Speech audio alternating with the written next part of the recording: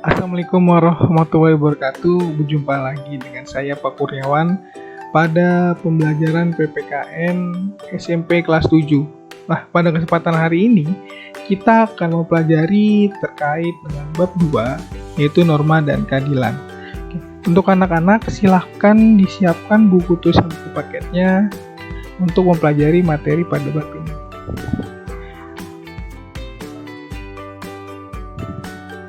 Di sini ada kompetensi dasar pada bab 2. Yang pertama adalah menghargai norma-norma keadilan yang berlaku dalam kehidupan bermasyarakat sebagai anugerah Tuhan Yang Maha Esa. Nah, yang kedua adalah mematuhi norma-norma yang berlaku dalam kehidupan bermasyarakat untuk mewujudkan keadilan. Yang ketiga adalah memahami norma-norma yang berlaku dalam kehidupan masyarakat untuk mewujudkan keadilan.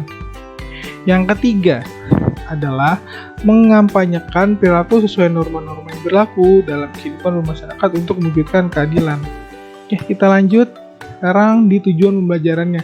Nah, tujuan pembelajaran pada bab ini ada 3 tujuan pembelajaran nih. Yang pertama adalah peserta didik dapat menunjukkan rasa syukur atas keberadaan norma dalam kehidupan bermasyarakat, berbangsa, dan bernegara. Itu yang pertama. Yang kedua adalah menyadari pentingnya penegakan hukum untuk kehidupan masyarakat, berbangsa, dan bernegara. Yang ketiga adalah mampu mendeskripsikan pengertian dan macam-macam norma. Selanjutnya adalah mendeskripsikan macam-macam norma dalam kehidupan masyarakat, berbangsa, dan bernegara. Nah, yang terakhir diharapkan kalian dapat menunjukkan perilaku sesuai dengan norma. Nah, kita akan membahas subbab yang A dulu nih pada pertemuan ini, yaitu adalah norma dalam kehidupan bermasyarakat. Nah, kurang lebih nanti akan mempelajari terkait dengan apa sih pengertian dari norma itu. Yang kedua, ada berapa macam sih norma yang dalam masyarakat. Yang ketiga, apa perbedaan serta persamaan dari masing-masing norma. Oke. Pertama-tama nih, Bapak ingin mengajak kalian untuk berpikir dulu. Menurut kalian, apakah ini maksud dengan norma? Bapak kasih waktu 10 detik nih untuk kalian berpikir dan mencari tahu sebenarnya apa sih yang dimaksud dengan norma. Ayo silakan.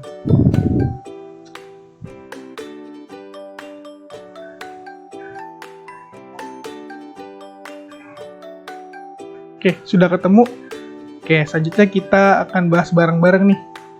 Apa sih norma itu? Nah, coba diperhatikan.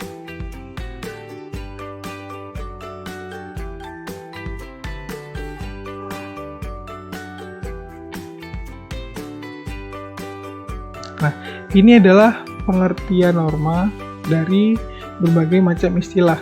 Ini pertama norm dari bahasa Inggris, yang kedua adalah nomoi atau namos dari bahasa Latin, dan terakhir ada kaidah dari bahasa Arab. Nah, selanjutnya nih, setelah tadi Bapak sudah kasih kalian waktu untuk berpikir dan mencari tahu apa itu norma, ternyata norma itu adalah suatu petunjuk tingkah laku yang dibuat untuk mengatur hubungan di suatu masyarakat terkait apa yang harus dilakukan dan tidak boleh dilakukan. Nah, selanjutnya Sujono Sukanto, salah satu ahli sosiologi, juga memberikan penjelasan terkait apa sih norma itu. Nah, ternyata menurut Sujono Sukanto, norma itu adalah suatu perangkat aturan agar hubungan antar manusia di dalam masyarakat terjadi dengan baik. Nah, jika dapat disimpulkan nih, norma itu sebenarnya adalah suatu peraturan dalam bertingkah laku di masyarakat terkait dengan apa aja yang harus kita lakukan dan tidak boleh kita lakukan untuk melihat mana perilaku yang baik dan mana perilaku yang buruk, seperti itu. Oke, selanjutnya nih, di sini ada macam-macam norma. Coba sambil itu dicari tahu juga ada berapa sih macam-macam norma. Oke, kita lihat sama-sama. Yang pertama ada norma agama, yang kedua ada norma kesusilaan, yang ketiga ada norma kesopanan, dan yang terakhir ada norma hukum. Nah, selanjutnya akan kita bahas satu persatu nih. Dari norma agama, kita lihat apa sih pengertian, terus sumber hukumnya, sama yang terakhir adalah sanksinya. Kita lihat dari norma agama. Norma agama adalah sekumpulan kaidah atau peraturan hidup manusia yang bersumber dari wahyu Tuhan, penganut agama meyakini bahwa apa yang diatur dalam norma agama berasal dari Tuhan Yang Maha Esa. Nah, jadi norma agama ini adalah aturan atau peraturan hidup manusia yang bersumber dari wahyu Tuhan. Ya. Nah, maka dari itu di sini ditulis nih, sumbernya adalah Tuhan Yang Maha Esa.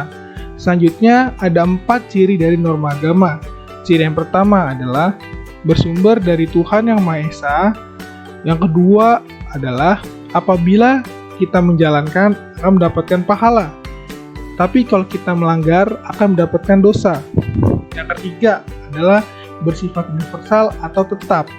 Nah, ciri yang terakhir adalah bersifat luas dan berlaku untuk seluruh umat manusia atau umat beragama.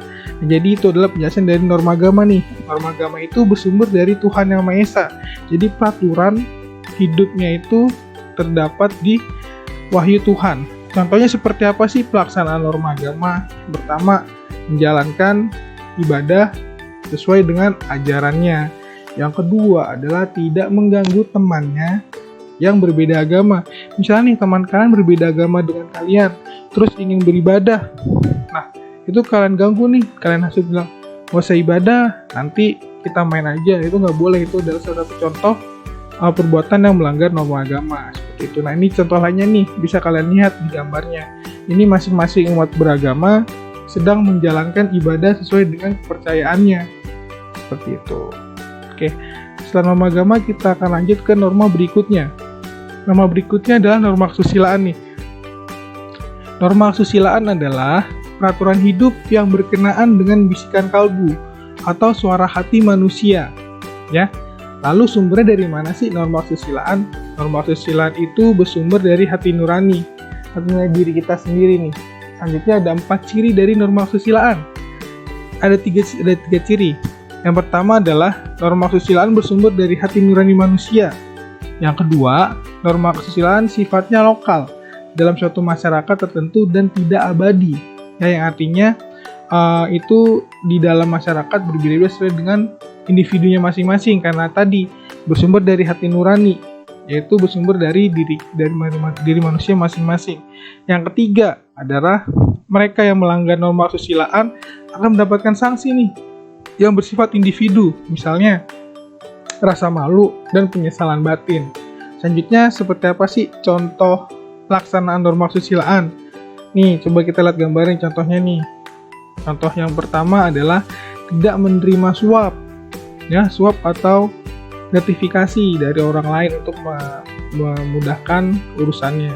Yang kedua nih, contoh yang paling sering kita lihat di sehari-harian sebagai siswa, yaitu menyontek. Nah, ini adalah contoh norma kesusilaan. Apa yang terjadi jika kita melakukan hal tersebut nih? 2 contoh hal ini. Yang pasti yang pertama, kita akan merasa malu nanti. Yang kedua, kita akan merasa menyesal, kenapa sih kita harus melakukan itu, jadinya akan berdampak seperti ini. Jadi norma kesusilaan itu bersumber dari hati nurani kita nih. Kalau kita menjalankan hal tersebut atau melakukan hal tersebut, kita akan merasa nyesel karena ada penyesalan dalam hati kita, kenapa sih harus melakukan itu, seharusnya kan tidak usah seperti itu. Seperti ini, norma kesusilaan itu bersumber dari hati nurani manusia.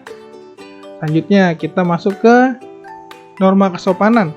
Nah, berbeda dengan norma kesusilaan, norma kesopanan itu adalah norma yang berhubungan dengan pergaulan manusia dalam kehidupan sehari-hari. Nah, sumbernya dari mana sih norma kesopanan? Sumbernya itu adalah tata kehidupan atau budaya yang berupa kebiasaan-kebiasaan masyarakat dalam mengatur kehidupan kelompoknya. Nah, kita sederhanakan lagi nih, berarti sumbernya itu adalah dari kebiasaan masyarakat yang sudah melekat secara turun-temurun. Nah, itu adalah sumber dari norma kesopanan atau dari pergaulan masyarakat sumbernya. Selanjutnya ada ciri-cirinya nih. Ciri-ciri norma kesopanan ada 3. Yang pertama, norma kesopanan berasal dari pergaulan atau hubungan antar anggota masyarakat. Yang kedua, norma kesopanan ini bersifat lokal atau kedaerahan, tidak berlaku di tempat lain. Nah, untuk nomor 2 ini berarti masing-masing daerah itu belum tentu sama norma kesopanannya. Karena apa? Karena tadi nih di ciri nomor pertama, di ciri nomor 1, yaitu berasal dari pergaulan atau hubungan antar anggota masyarakat yang belum tentu sama di daerah yang satu dengan daerah yang lain. Maka dari itu pada norma kesopanan ini di ciri-ciri nomor 2 dikatakanlah norma kesopanan bersifat lokal atau kedaerahan, tidak berlaku di tempat lain. Nah, artinya tadi setiap daerah itu memiliki norma kesopanan sendiri-sendiri sesuai dengan pergaulan atau hubungan dalam masyarakatnya. Nah, ciri-ciri yang ketiga yaitu adalah pelanggaran norma kesopanan diberikan sanksi berupa celaan, kritik, atau bahkan dikucilkan dari masyarakat setempat. Ya, ini adalah contohnya nih, contoh dari norma kesopanan. Yang pertama adalah jika kita bertemu dengan orang yang lebih tua, kita wajib untuk mengucapkan misi Pak atau misi Bu. Yang kedua adalah membukakan pintu untuk orang yang lebih tua. Yang terakhir nih, yang paling sering kita lakukan, yaitu salim kepada kedua orang tua kita jika ingin pergi keluar rumah. Nah, itu adalah dari norma kesopanan. Selanjutnya nih, norma yang terakhir, yaitu norma hukum. Nah, norma hukum adalah peraturan mengenai tingkah laku manusia dalam pergaulan masyarakat dan dibuat oleh badan-badan resmi negara, serta bersifat memaksa sehingga perintah dan larangan dalam norma hukum ini harus ditaati oleh masyarakat. Nah, untuk lebih mudahnya ini, ternyata norma hukum itu bersumber dari atau dibuat oleh badan-badan resmi negara. Nah, bersifatnya memaksa, yang artinya setiap masyarakat tanpa terkecuali itu harus mematuhi hukum, ya. Dan terdiri dari 2 nih, yaitu terdiri dari perintah dan larangan. Nah, selanjutnya sumbernya dari sumber norma hukum nih.